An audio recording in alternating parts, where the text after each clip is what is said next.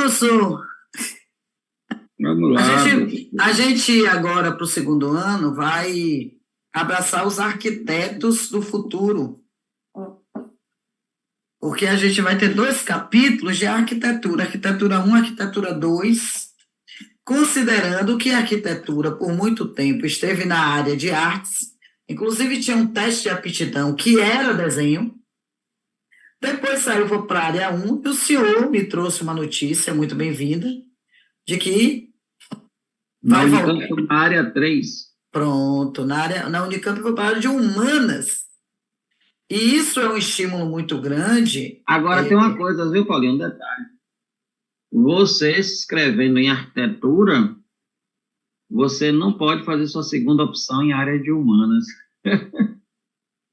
Imagine mas que paradoxo, né? É. É porque, no fundo, viu, eu acho, assim, o que eu acho, é uma opinião, a gente tem que revisitar esse negócio dessas separações por área, porque isso é uma coisa meramente didática para o menino ter peso para determinadas disciplinas, sabe? Porque você É, pegar medicina, repare, medicina, e você dizer que é área 2 e não em colocar contrapartida, medicina você pega a psicologia e e joga bota na tudo área isso na 3, área 3. né? Aí você põe, por exemplo, odonto na área 2, dizendo que é área de saúde, sendo que o papel de um odontólogo, de um dentista, e o papel de um médico, o papel de um fisioterapeuta, não é olhar um corpo e nem olhar um dente. Entende? É olhar o ser como um todo, inclusive as experiências, né? Mas aí você está falando de uma coisa muito sofisticada, holística, que a galera não vai chegar tão cedo a isso aí. Porque se em psicologia eles jogam com sem dó nem pena, tiram da área de saúde e jogam em humanas, Sem por pena, viu? exemplo, E sem senso. eu estava atualizando meu currículo Lattes, não tem o curso de psicanálise como um curso de formação. Vixe, Você tem que fazer uma arrumação lá para colocar, entendeu? uma arrumação inventiva, né? Porque não é ciência, que essa classificação científica é bem positivista e não se aplica mais. E o interessante é que, se não se aplica, não pode estudar Freud no curso de psicologia, porque não é ciência, não é cientista. Não, e não é essa a questão, porque assim, a comprovação empírica, ela é particular para universal e com várias variantes, não tem universalidade no sentido da ideia dedutiva. Então, assim, a galera está precisando parar para estudar mais, né, os conceitos científicos, né, como antigamente tinha na faculdade, que não está tendo mais, que é método científico, se confunde método científico com normas da BNT, né? Nem me fale, porque eu estou muito chateada com certas coisas, hein? Bom, professor, mas a gente começou falando disso, vocês podem estar dizendo o que é que tem a ver isso com arquitetura? Arquitetura. Tudo.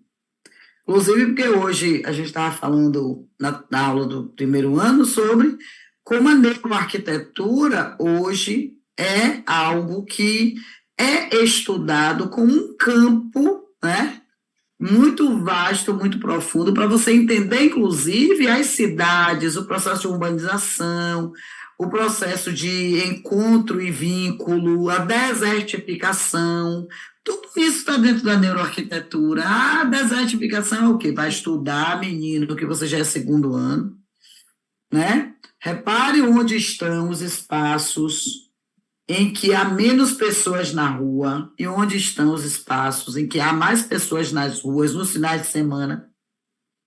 Tem espaço em Salvador que deu 6 horas, meu amigo, acabou, viu? Não, você vai para uma região, né, que era Nazaré, Joana Angélica, né, Barbalho. Hoje são regiões bem complicadas de você morar, porque fechou o comércio. Comércio, né? Comércio, aquela área ali da A área do Avenida comércio tem prédios Contorno. prédios bonitos, prédios antigos do século históricos. XIX, tudo abandonado. Dá medo aquilo ali, viu? E? Mas vamos lá, professor. Aí, como plano de fundo, eu coloco uma das primeiras habitações brasileiras, né? A gente está vendo aí os espaços da moradia indígena. Um exemplo, né? Porque primeiro que existiam comunidades indígenas que eram completamente itinerantes, nômades, e cujo lugar de habitação era a floresta mesmo, tá? E também havia as comunidades indígenas que se aldeavam, que ficavam em aldeias, que é um nome dado pelo colonizador, tá certo? E o aldeamento para o colonizador foi outra coisa, era limitado E a poder. aldeão, que não tem nada a ver com aldeão. E que aldeão não tem nada a ver. Bom, enfim. Mas eram grandes espaços internos, né? E, a partir da chegada dos portugueses, houve uma arquitetura que foi chamada de arquitetura pré-colonial e depois colonial. Algo muito importante de vocês lembrarem é de que o que separava o Brasil de Portugal é apenas o Atlântico. Então, se eu vou, apenas entre aspas enormes, viu, gente, por favor. Se eu vou me instituir aqui, se eu vou colonizar esta terra, eu preciso construir. E eu vou construir por quê? Porque o que eu vou impor a esta colônia é o que eu entendo ser o que eu trago da metrópole. Então, eu vou construir, eu vou proteger. Para proteger, eu preciso construir fortes. Para catequizar, eu vou precisar construir igrejas. Para morar, eu vou precisar construir casas. Só que não dá para trazer de Portugal. Então, eu vou começar a usar coisas que aqui há. Outra coisa importante. Você está num lugar que você não domina, que você não conhece. Então, é preciso tomar determinadas providências e determinados cuidados. Então, você tem, por exemplo, o uso do material que aqui tem, madeira, você tem argila, você tem pedra. Você começa a formar aldeia, uma construção, inclusive algumas construções que ajudem também no processo de segurança. Eu uso minha técnica que eu trouxe comigo de Portugal, mas eu aprendo novas aqui, tá? E você vai primeiro povoar o litoral. Claro, né? Eu paro aqui, eu paro minha caravela aqui, eu chego aqui, vamos primeiro desbravar. Não, as primeiras construções está aí. Salvador, é belíssima a visão de Salvador, da Baía de Todos os Santos. Você pega o ferry-boat, olha Salvador de lá, né? Então, a gente tem muita matéria-prima. Eu, quando falo de barroco, Ronald, eu falo muito do porquê a pedra-sabão em Aleijadinho, né? A gente que estava tão acostumado a mármore, bronze, nas esculturas europeias, de repente vê um cara trazendo pedra-sabão e outros materiais, Pedra de madeira ossos também. para as Sim, portas, para as janelas. Lembrando também que Salvador é uma cidade essencialmente de uma arquitetura colonial, no início, obviamente, que hoje, né, tem muito prédio completamente moderno, eu diria contemporâneo, e que Salvador é a cidade com mais igrejas barrocas no mundo. Salvador tem uma infinidade, eu não sei lhe precisar hoje, não é? Mas nós temos muitas igrejas barrocas em Salvador e muitas igrejas muito influenciadas pelo barroco. E que a arquitetura barroca é uma arquitetura religiosa na época. É para a igreja. Você, na época, não faz uma casa barroca. Hoje, se o dono de comprar uma área e quiser que um arquiteto construa uma casa com a arquitetura barroca, o arquiteto pode Só fazer. colonial. Vou fazer uma casa estilo colonial, com 3 canhões na frente, para fazer um forte, uma ponte elevadiça para criar 3 onças lá dentro. Olha, cuidado que essa aula está gravada, pode ter pai de aluno do IBAMA que já vai impedir que você bote as onças lá. Não, aí eu não crio onça, não. Eu vou comprar aquele bicho lá nos Estados Unidos, que de lá pode, então eles levam para lá e traz de lá para cá. A propósito, na internet tá uma loucura agora do povo criar animais selvagens como pet, né? Você viu, rapaz, que loucura. Mas o ser humano tem uma coisa que é muito assustadora, que é essa ilusão de que ele pode dominar tudo. Isso é uma ilusão, porque, bom, enfim, senão a gente vai virar um site terapêutico isso aqui. Então, Não. no interior. Aí só um detalhe, né? Ah, Essa arquitetura também tem a ver, você falou tem a ver com invasões, proteção de animais. Você não pense que a cidade de Salvador começa toda uma cidade. Na medida que ela vai sendo construída, tem que se proteger de invasões dos, né, indígenas. Alguns não eram tão. Se proteger da questão, ou tentar mapear os franceses que aqui ainda vinham pegar pau-brasil. E também, a maioria dos lugares tinha que ter uma proteção para determinados animais que estavam, né, tendo seus espaços animais ocupados. que só Peri conseguia dar conta. É, Que perigo tem uma, todo. tem uma passagem que Ceci diz, ai, Peri, eu queria uma onça. Aí Perigo ele vai traz onça lá, para assistir. traz uma onça. Peri traz onça para Ceci. Ceci que é onça, peri traz onça para assistir. Para Ceci. E no interior é usado o barro e a madeira, os interiores, inclusive, das casas. Tem divisões, né? Repare que isso é bem colonial português, porque o que a gente tem aqui são, quando os indígenas estão em aldeias, as ocas são grandes espaços livres. Até porque Tem os indígenas divisão não dos têm o que cômodos. esconder, não têm o que esconder, né? Porque essa divisão dos cômodos e as portas são aquela história de privacidade, banheiro, quarto, e eles vão Aqui já esconder está o nu. quê? Pois é. Engraçado que a gente não se preocupa em esconder tantas outras coisas muito piores do que a nudez. Vamos lá. Os espaços arquitetônicos, na A nudez época. será castigada, já dizia Nelson Rodrigues. Toda nudez será castigada. E nem precisava Nelson Rodrigues dizer, porque os jesuítas disseram muito antes dele. Bom, então os espaços arquitetônicos na colônia, já que a gente está falando do Brasil, colônia da arquitetura pré-colonial e colonial, esses espaços eram alguns espaços públicos, né? A gente está falando de Câmara, de cadeia, do Palácio dos Governadores, não esqueçam que o nosso grande Tomé de Souza, né? Foi o primeiro governador-geral e foi quem fundou a cidade de São Salvador. Você tem o engenho, a Casa Grande, Senzala, a capela que compõe todo esse engenho. Interessante que depois o engenho ficou conhecido como o espaço restritivo ou restrito a cana, moer cana, ou fazer farinha, né? Mas o engenho, em sua origem, é toda essa construção meio feudal, né? Que tem lá a Casa Porque Grande, foi a dividido em Senzala. espaços de terras, e aí a gente Sim, tem toda uma estrutura. A diferença é que não vai ter servos, vai ter escravos, pior, né? Então é um retorno à Idade Média da pior forma possível. E tem uma coisa, por exemplo, Salvador, dá para você perceber alguns detalhes dessa dimensão quando você vai em alguns bairros. Por exemplo, o bairro de Brotas era o grande engenho velho de Brotas. sim. Uhum. Engenho velho de Federação. Era toda aquela região ali da Federação. Aí você sai de Salvador, vai para Portões, né? Fazia a fronteira lá das terras dos Dávilas, Garcia Dávila, que tem um castelo até hoje lá e tal. Sim. Que, por sinal, quem entra lá e olha espaço por espaço tem noção da tragédia que foi o passado colonial brasileiro, né?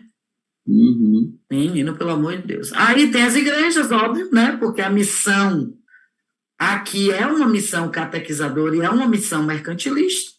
Inclusive, nas sacristias das igrejas ocorriam as reuniões políticas, porque a igreja e o Estado estavam ali juntinhos, né? É a mesma missão, eu quero dinheiro e você quer cristãos. E aí, depois, obviamente, que quem vem que é português, vai construir suas casas, eram comuns os sobrados. Sobrados são casas que têm 2 andares, às vezes um pouco mais, indo mais para frente, né? A gente vai ter sobrados com 3 andares. E aí a família real chega em 1808 e vem a missão francesa. E a missão francesa vai alinhar o neoclassicismo de lá com daqui, vem as colunas gregas, vem toda a indumentária arquitetônica europeia, tá? Estamos num país inicialmente rural, portanto, os grandes espaços de terra, os sítios, as chácaras, as fazendas, né? E havia casas rurais. As casas rurais eram os espaços que abrigavam escravizados, ferramentas. Olhe o bolo, né? Abrigava escravizados, ferramentas, animais, serviam de depósito. Escravizados, ferramentas, animais, ou seja, animal escravizado, escravizado, ferramenta, está tudo ali no mesmo bolo, na mesma construção humana. Utensílios. De coisas, né? Então, repare como isso foi sendo edificado ao longo do tempo, com o passar do tempo, não é? E o que seria, professor Ronaldo, da galera portuguesa se não houvesse indígenas e africanizados ou afro-brasileiros para essa mão de obra, hein? Olha, uma galera que chega com a mentalidade que não é ainda do Renascimento. Trazem aqui essa coisa bem medieval. E pior, né? Porque na Idade Média o servo não tinha uma situação boa, mas não era escravo.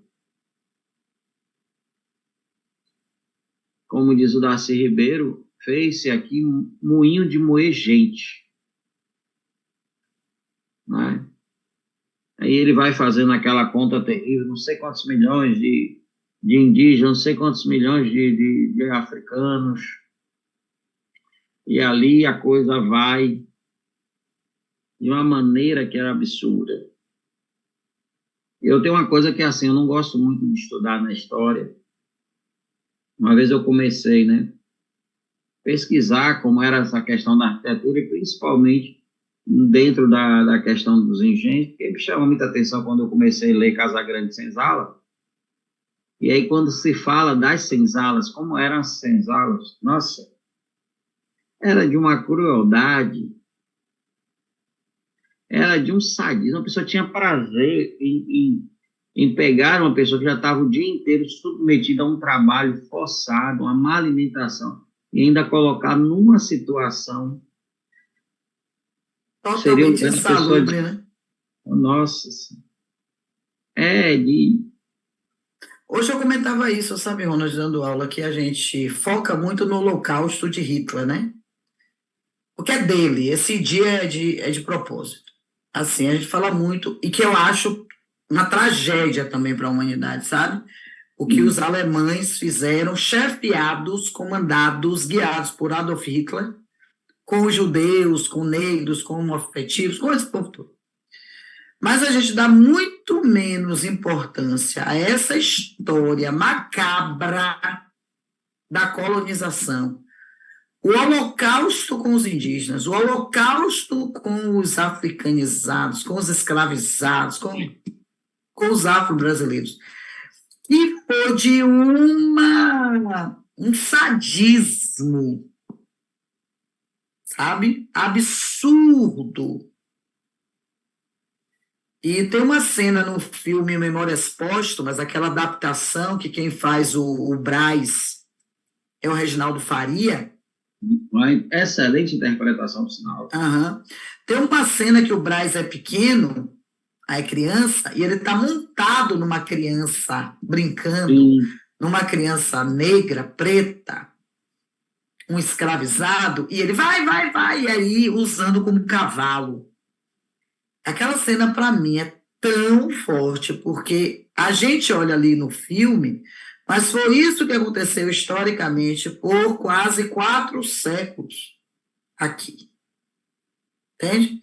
E a gente, tipo, passa pela economia do açúcar sem dar voz ao que foi a escravização fora do açúcar e dentro do açúcar, mas pela perspectiva desse homem escravizado.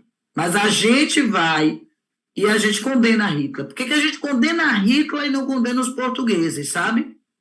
Não é para não condenar Hitler, eu quero deixar bem claro isso, tá?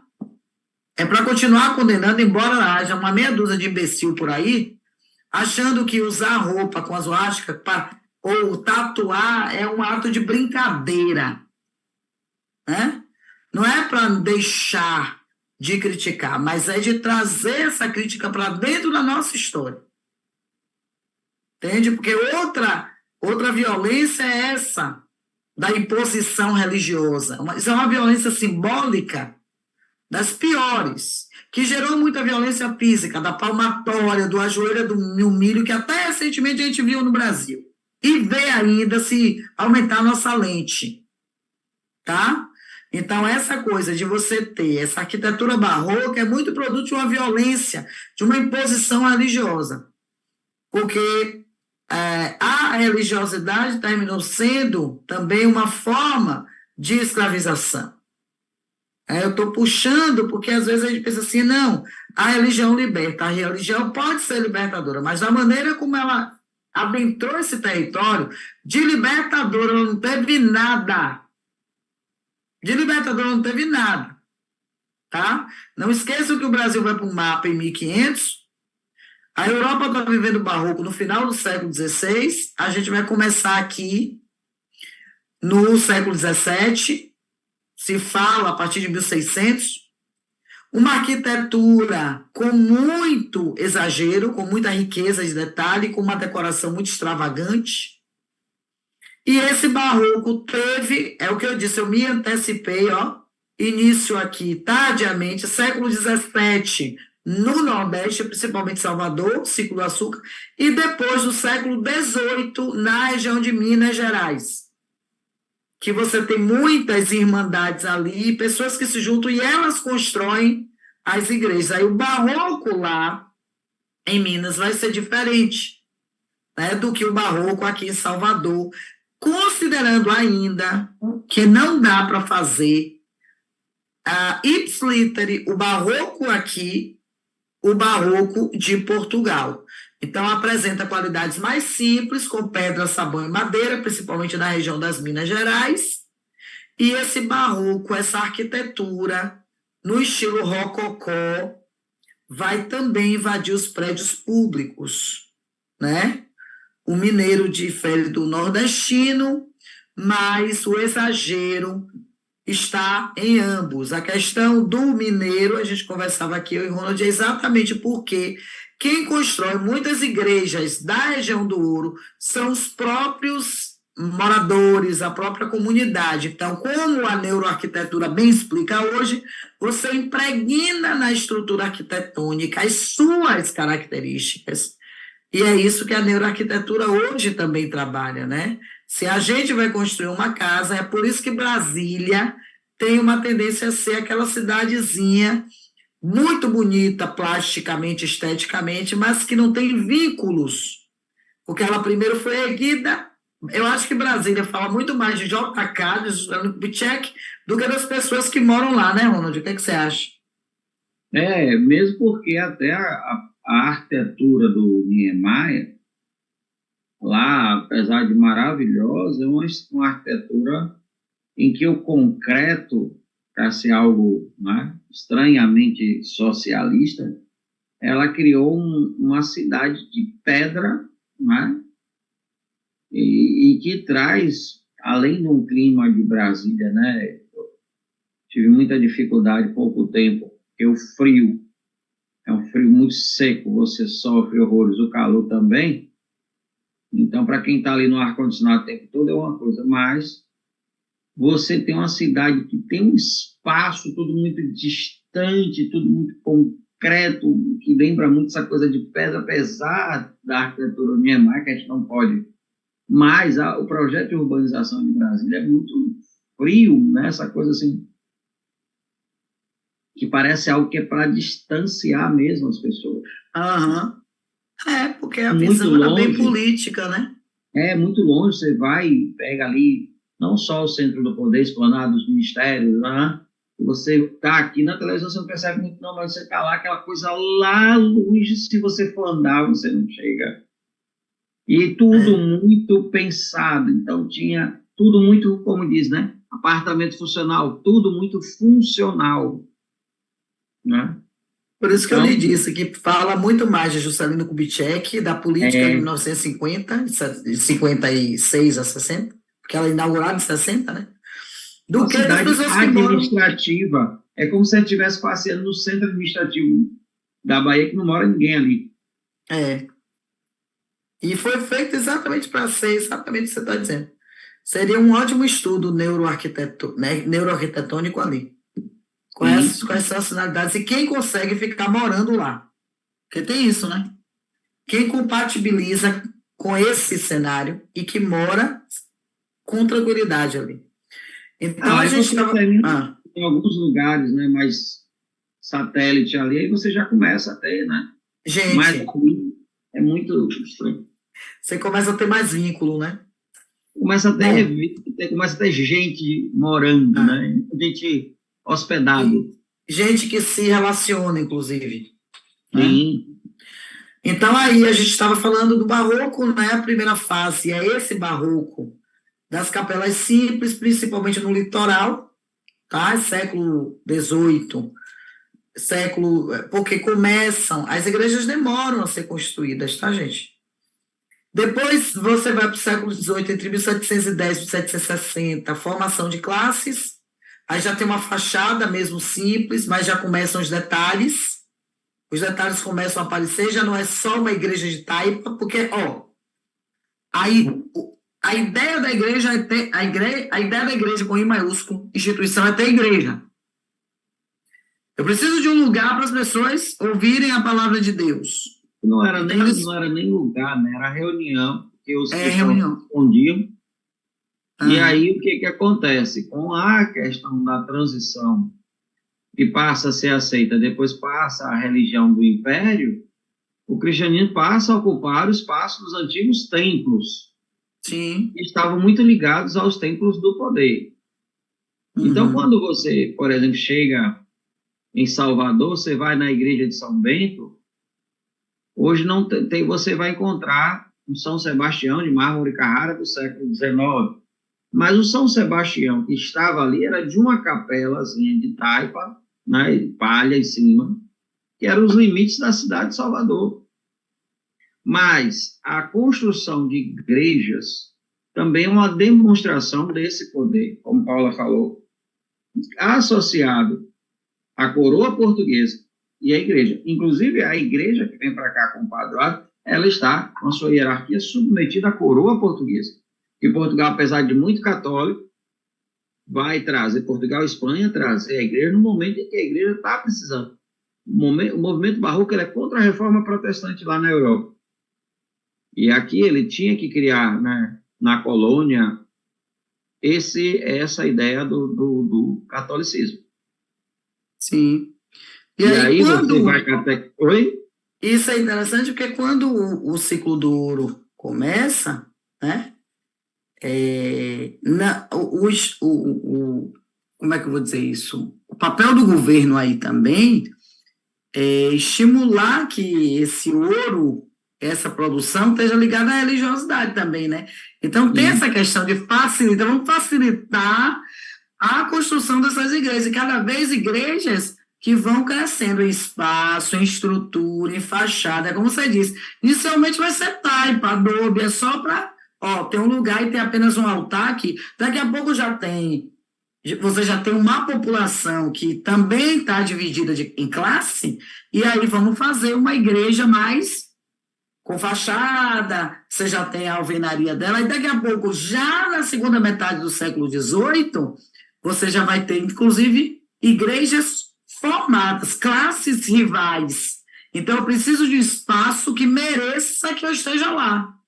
Não pode ser qualquer lugar. E aí a decoração fica mais elegante, aí entra uma aula que a gente já trabalhou do estilo rococó, né? Que a gente está retomando agora numa aula de arquitetura, todas as arquiteturas que a gente foi trazendo, estilo barroco, estilo rococó, estilo neoclássico.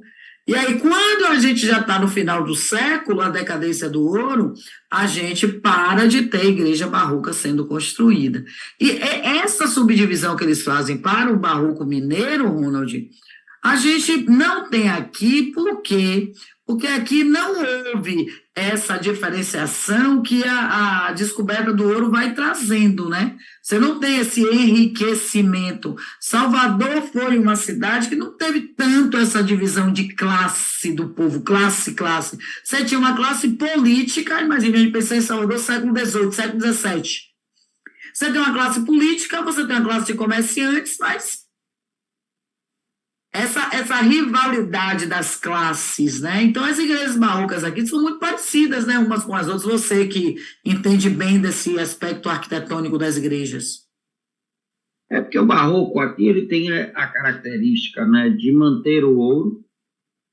Então, você vai encontrar Salvador, Rio de Janeiro, alguns lugares que tem um ouro muito fechado. E são igrejas também de ordens. Né? Você tem ali, os jesuítas chegam logo, depois os franciscanos beneditinos, aí já está aí na segunda metade de 1500, né? E com isso, essas ordens chegando aqui, você já tem uma estrutura, somente em Salvador, que é uma cópia de Lisboa, por isso que tem Lapa, Moraria, Palmas, a Sé, tudo organizado ali para a cidade, e que tem os seus muros ali no São Bento, muito antes ali da Piedade, etc., que vai crescendo ali. Então, quando você pega essas igrejas principais de Salvador, você vai ter o São Bento é uma igreja que não é totalmente barroca, mistura vários momentos. Ela já tem um clássico, neoclássico, um rococó ali no meio, que foi a igreja construída ao longo do tempo. Primeiro que é uma basílica, né? Muita gente não tem noção do que é aquela igreja ali, passa ali na Avenida Sétima, aquilo é uma coisa monumental, é um negócio grandioso. Você vai ali para a Catedral da Sé, que não era a catedral, era a igreja dos jesuítas, que tinha a escola, que depois vai virar a primeira universidade. E aí você tem essas ordens, cada uma ordem dessas estabelecendo um espaço bem demarcado aqui. Franciscanos, beneditinos, jesuítas, e aí vem os dominicanos, e mais à frente vem os capuchinhos, ou seja, Salvador começa a ficar repleto de ordens religiosas, não é? Porque está aumentando a população, e você tem aí a questão toda da igreja se estabelecendo. E aí você tem, só ali no centro você tem São Bento, você tem a igreja, que é uma igreja que pouca gente conhece, que deveria conhecer, que é a igreja do Carmelo, que é o Museu de Arte Sacra da Bahia. Né? Pouca gente conhece o Museu de Arte Sacra da Bahia. Tem a catedral mais à frente, tem a igreja de São Domingos, tem a igreja de São Francisco, tem, rapaz, só ali naquele espaço ali, contando rapidamente, vai dar umas 16 igrejas, né? Só ali no centro ali, você vai... E quando desce, se pegar o elevador for, já bate de cara com a Conceição da Praia, que é lindíssima também, né? E que já é a segunda construção, porque ali é tudo aterro, era chamada de Conceição da Praia, porque a água batia ali, porque tinha uma contenção natural, e o bondinho dos padres, que era a cidade alta, a cidade funcionava lá em cima, tinha esse paredão, e essa igreja, quando vinha alguém, um navio, não sei o que, celebrava ali, depois ia para o navio, despachava o que tinha e ia embora. Essa igreja que tem atual da Conceição da Praia é uma igreja já que parte da fachada e do altar veio, né, da Itália já pronto, mármore Carrara. Então você tem ali, aí no outro dia que eu conheci a igreja do Pilar, eu digo, gente, desde que eu me entendo por gente de Salvador, agora, porque fica lá por trás ali do comércio, né? Sim. Que É uma área Oi? Inclusive, é uma área que se transita pouco, Pouco, porque ficou né? muito depósito e tal. E a Igreja do Pilar tem umas coisas bem curiosas, tem um cemitério, assim, bem trabalhado, é um negócio, umas criptas, assim, você diz, meu Deus, o que é isso aqui? Aí eu te entrego, porque eu sei que você gosta de falar de Valentim, Ataíde e Aleijadinho. Bom, são os mestres que vêm de uma formação, né, que é passado o legado de mestre para discípulo. Eles são artesãos, se a gente for chamar hoje, mas que começam com restauração e depois entram na questão de mestres entalhistas, ou seja, aqueles mestres que fazem entalhe, alguns em madeira, alguns na pedra, aí porque se chama de entalhe não escultura. É um processo diferente de entalhe, né? Porque aquele se usava muito não era aquele de esculpir, era a entalhadeira, né? Aquela ferramenta própria. E esses mestres vão trazer uma característica muito própria de suas obras. A Paulinha falou essa coisa do barroco brasileiro, né, que vem gente de fora estudar. Muitas vezes assim, como é que o cara sai da França e vem fazer turismo no Brasil, turismo histórico? Porque aqui tem uma percepção barroca de uma idade média tardia, e você tem muita coisa própria. Por exemplo, quando você pega Mestre Valentim, Mestre Ataíde, você vai perceber os traços desses mestres. E esses foram mestres que conseguiram ter acervos que deixam o nome deles, fora os outros mestres, que eram pessoas, filhos de escravizados ou até mesmo escravizados, como alguns falam de registro como é que chama, das sacristias da igreja de São Francisco e de algumas igrejas do centro, que são entalhes islâmicos, provavelmente dos malês, né, que a gente chama de Alsácia, né? Então traz um entalhe que já não é um entalhe na concepção barroca católica, mas sim muçulmana ou moçárabe. Então esses mestres, eles têm um trabalho muito interessante, que é um trabalho de assinar o barroco brasileiro, que você, por exemplo, você vai falar do Aleijadinho, né? O Aleijadinho você vai ver que ele imprime nas suas obras características que são indiscutivelmente suas, assim como o Frei Agostinho da Piedade, que foi um frei que chegou em Salvador em 1580, junto com os beneditinos, que tem as esculturas de madeira, ou de madeira não, desculpe, de barro, né, o argila, como chama de terracota, que Sim. era ali a esculpia, depois botava para assar a madeira, o barro, e ficava aquela coisa muito bonita, né? Que tem até o São Pedro arrependido, e já teve lá no Louvre, e que está no Museu do São Bento também, que tem um museu muito bonito, com muita coisa interessante, se você quiser conhecer coisas do Brasil ali no início, né, 1500, 1600, alguma coisa.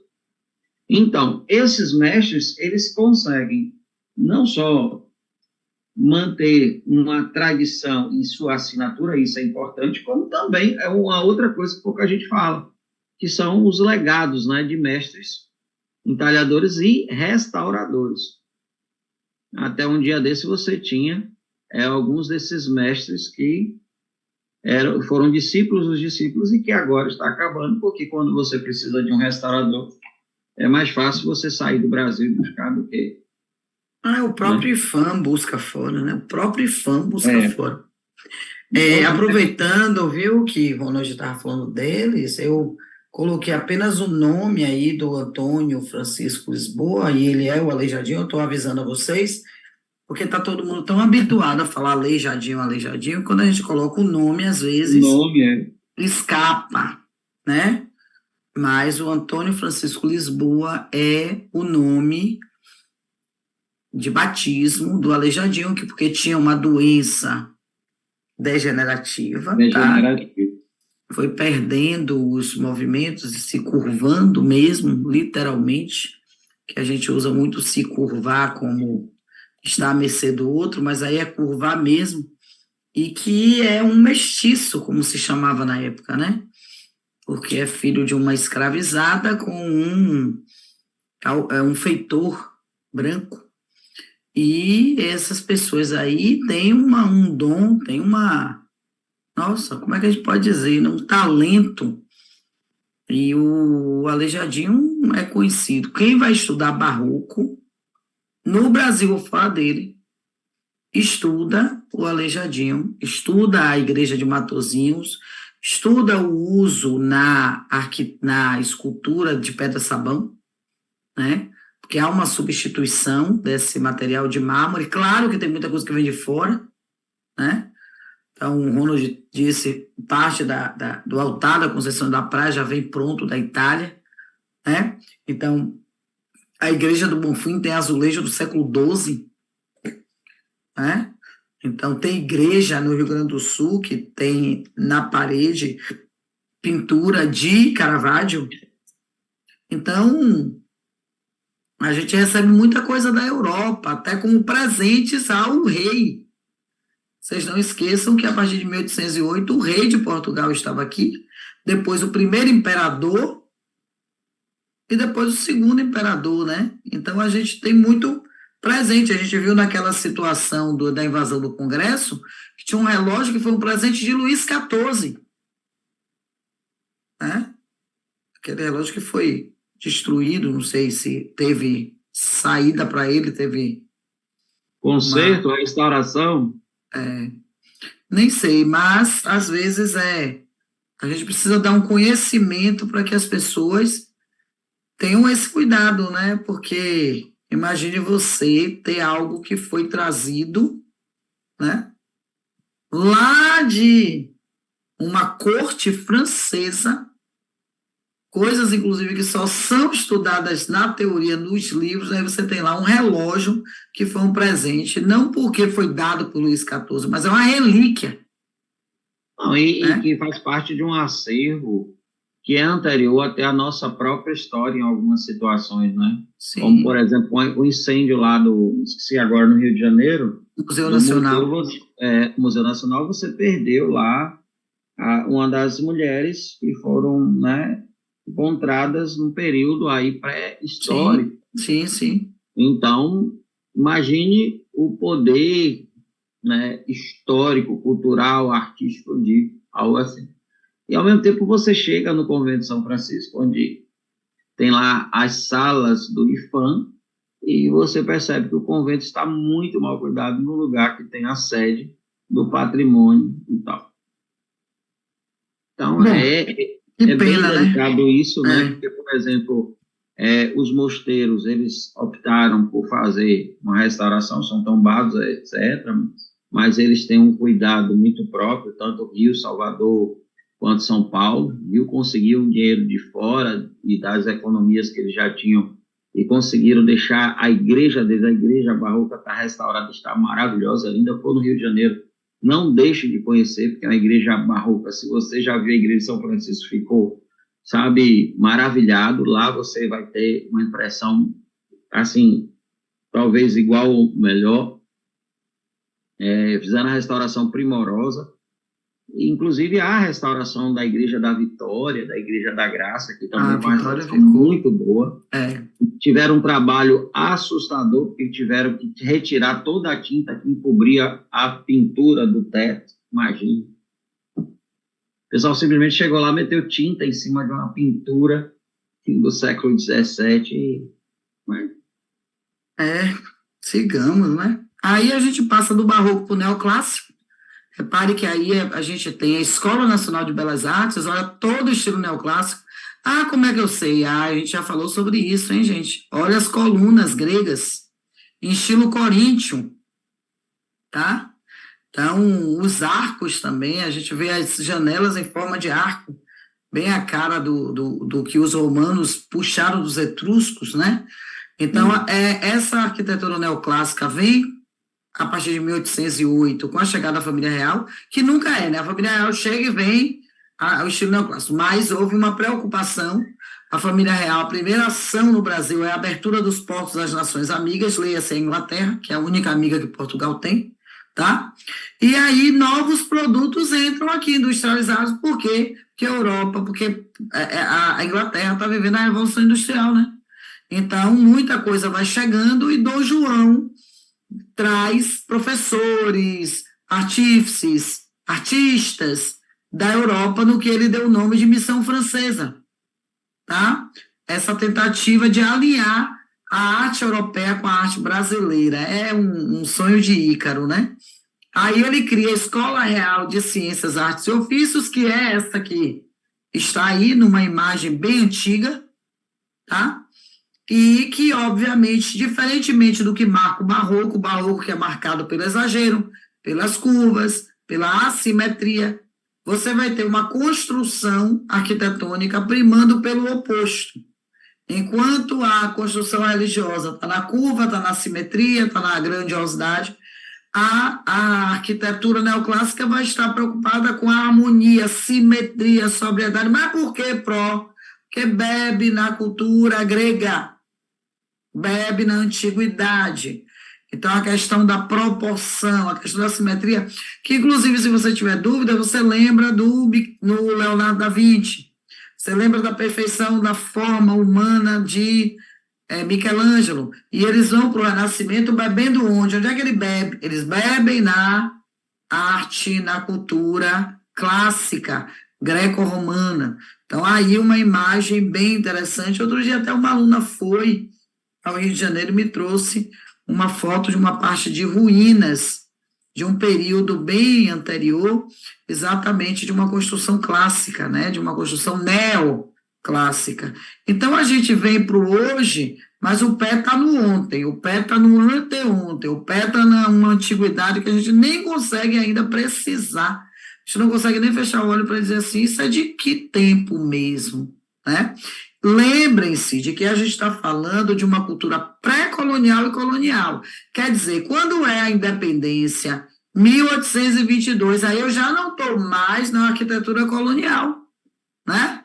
Eu já estou num outro momento, porque o Brasil é independente não é mais colônia. Logo, eu não tenho mais o vínculo que eu estou dizendo pedagógico, tá? Porque o vínculo está aí. Você chega ali no Corredor da Vitória, inclusive, você tem um monte de construção ainda colonial. Você chega na Cidade Baixa, você tem muita construção colonial, né? Ali aquela parte da Ribeira, da Boa Viagem.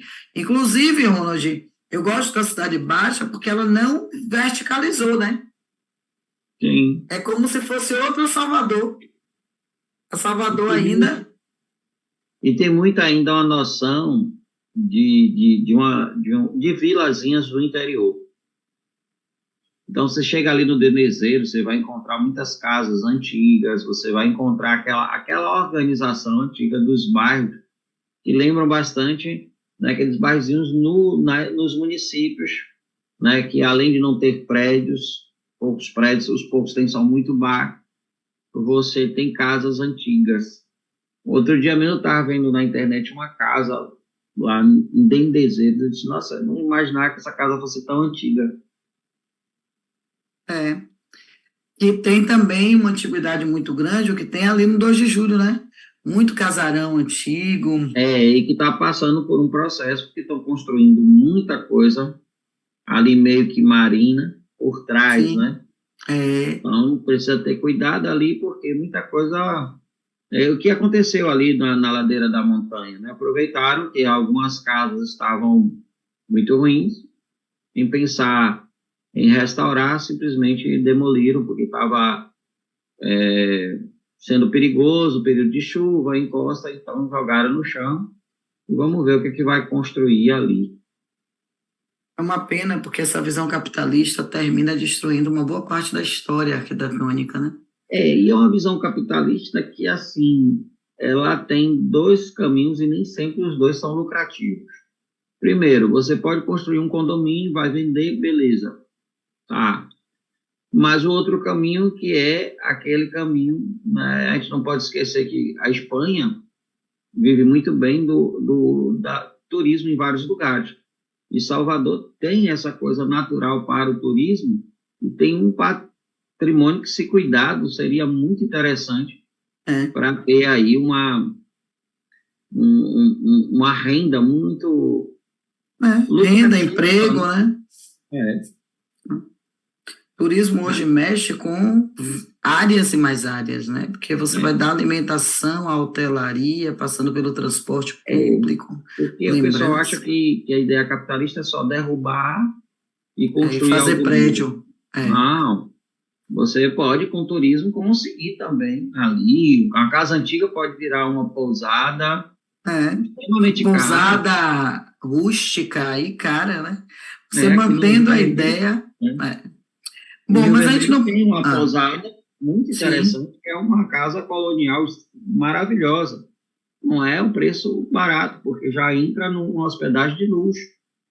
sim. Pode se fazer isso, você, É. Eu você acho que há preserva o patrimônio.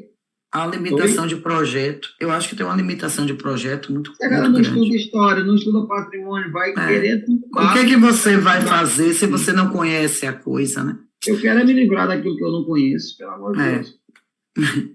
Bom, aí vem uma coisa que é muito lógica, né? Porque é um lugar nascendo. O Brasil é um lugar nascendo.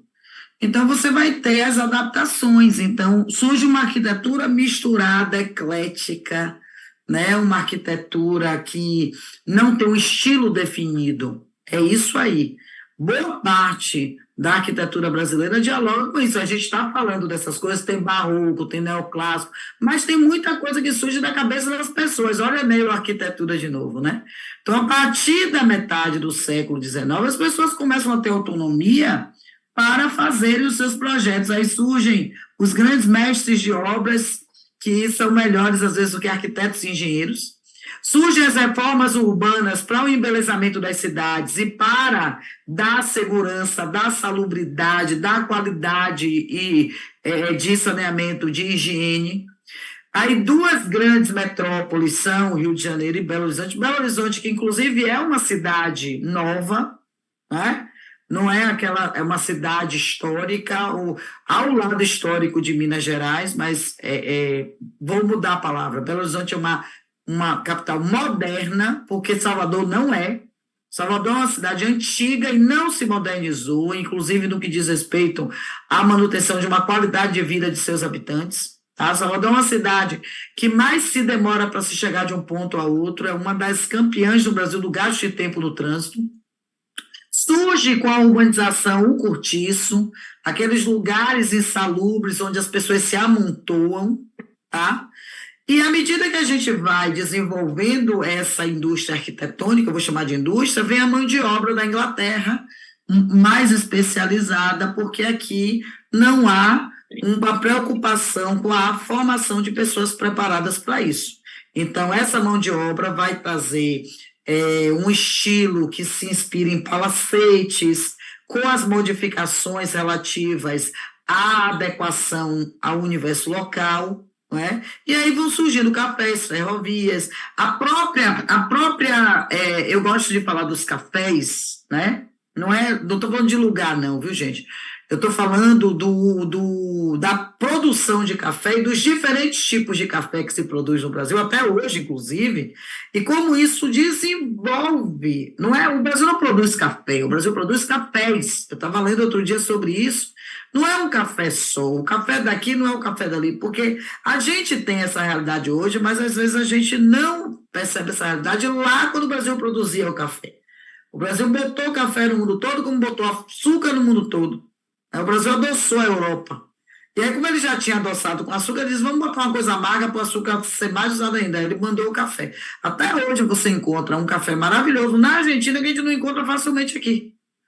Você na Europa, outro dia eu estava com um amigo ali dizendo que ele foi à Europa e tomou um café lá. Disse: nossa, que café maravilhoso. Aí ele chamou o garçom e disse: nossa, que café maravilhoso. Aí ele falou: é do Brasil. Né? Um brasileiro foi tomar um café lá, achando que era um café super especial, e mas que a gente não encontra aqui. E a migração também vai mover o maior centro de desenvolvimento, que é São Paulo, né? E aí vem, de novo, ela, que a gente acabou de trabalhar com ela no primeiro ano, né? Arte Nouveau. Aí eu sempre gosto de lembrar do Djavan.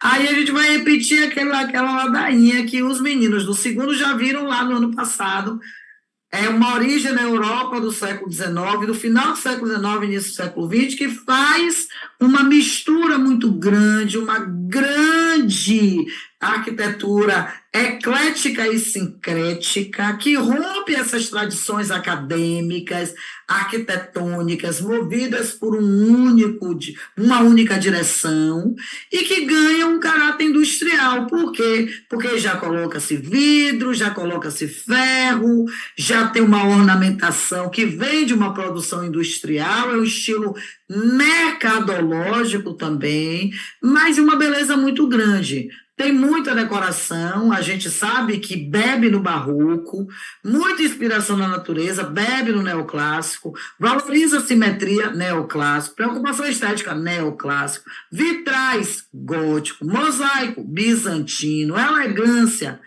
do professor Ronaldo. E aí o Rio de Janeiro e o São Paulo são os dois maiores centros, e o do Burgras é o grande nome da arquitetura Art Nouveau do Brasil. O Brasil bebe porque ela bebe aí, né? Porque a gente tem o Brasil como uma representação dessa cultura europeia, uma representação, eu diria uma projeção, um reflexo, mas que ganha contornos nossos. Estudem essa parte da arquitetura. Arquitetura barroca, arquitetura neoclássica, né? A arquitetura sincrética brasileira, essa arquitetura da Arte Nouveau, tudo tem aparecido, porque é daí que vão surgir grandes mentes que vão misturar tudo com um caráter arrojado e inovador, como é o caso do senhor, que quem for fazer arquitetura vai ter que estudar, o grande nosso arquiteto. E Ronaldo caiu de novo, né? Então, nós vamos ter, inclusive, o nosso grande arquiteto fazendo parte do projeto de Brasília, não é? Então, a gente vai e volta e sempre vai ressaltar a importância que o Oscar Niemeyer tem na arquitetura brasileira, tá? Mas aí o Ronaldo caiu, mas ele caiu no fim da aula, que bom, tomara que ele não se machuque. Galera, um cheiro, hoje eu vou ficar sem dar tchau a Ronaldo e sem agradecer, tá bom? Obrigado e bons estudos para vocês.